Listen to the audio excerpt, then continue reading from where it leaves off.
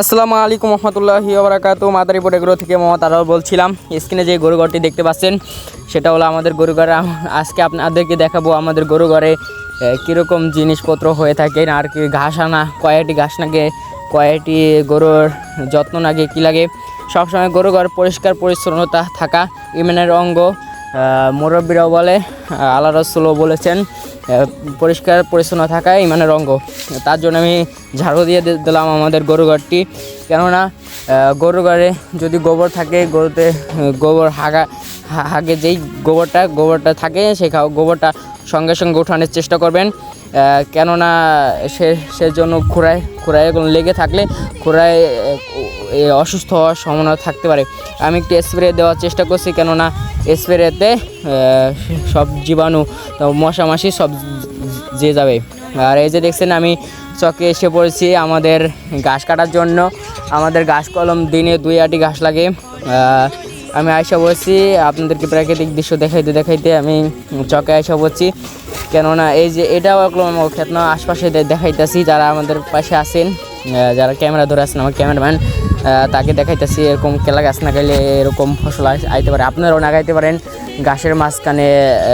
আপনার কলা গাছ না গাইলে আপনার গাছের মাঝখানে বলতে পারেন আমসের চাহিদা নিজেরও পূরণ করতে পারেন, গরুর পূরণ করতে পারেন।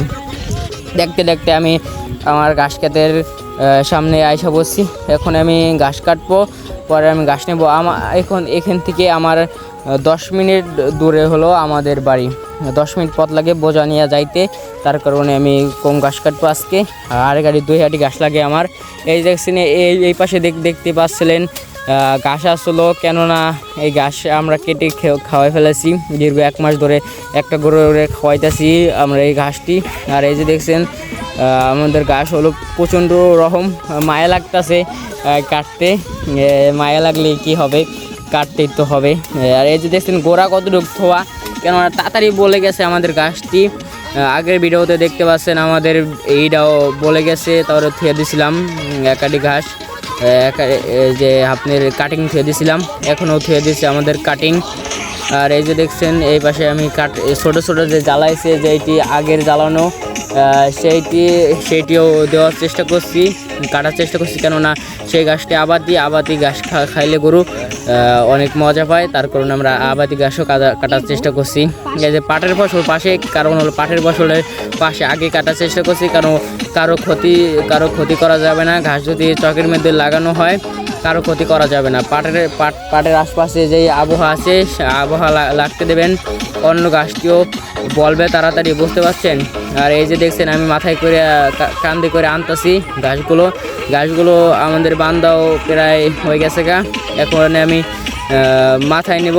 এই যে দেখছেন মাথায় কলমে আমি বিড়া বানতে পারি না, সবাইকে ভুল ধরেন না কেউ, মাথায় কলমে আমি বিড়া বানতে পারি না, আমি খামার করি নেই ফাও বলা যায়। এই যে দেখছেন আমি আমার চকের ভিতর দিয়ে 10 মিনিট এখন হাইটা দিয়ে আমাদের ঘাস বাড়িতে নিতে হবে, বুঝতে পারছেন।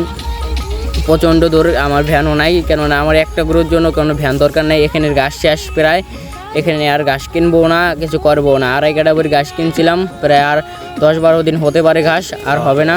তার কারণে আমরা এই ঘাসটি এখানে কিনবো না, আর অনেক কেনার চেষ্টা করব। এখানে অনেক দূর হয়ে যায়, তার কারণে আমরা ঘাসও কিনবো না, আর আশপাশে আমরা ঘাস কেনার চেষ্টা করব। কেননা গরুর ঘাস যদি ঘাস খাওয়া হলে আপনার দানাদার খাবার কম লাগবে। কেননা এই গরুটা হলো আমাদের বকনা বাছুর, 3 মাস বয়স হয়ে গেছে, গাভীন আছে, বুঝতে পারছেন। সবাই দোয়া করবেন আমাদের গরুর জন্য, জানি আল্লাহ রহমতে গরুর ভালো বাচ্চা দেয়। যে বাচ্চা দেয় আলহামদুলিল্লাহ শুক্রিয়া করব। কেননা এই গরুটা আমি প্রায় জানুয়ারিতে কিনছি, এখন আপনার প্রায় 6 মাস চলে, প্রায় 6 মাস গরুর বীজ দেওয়ার বয়স হলো 3 মাস, বুঝতেই পারছেন।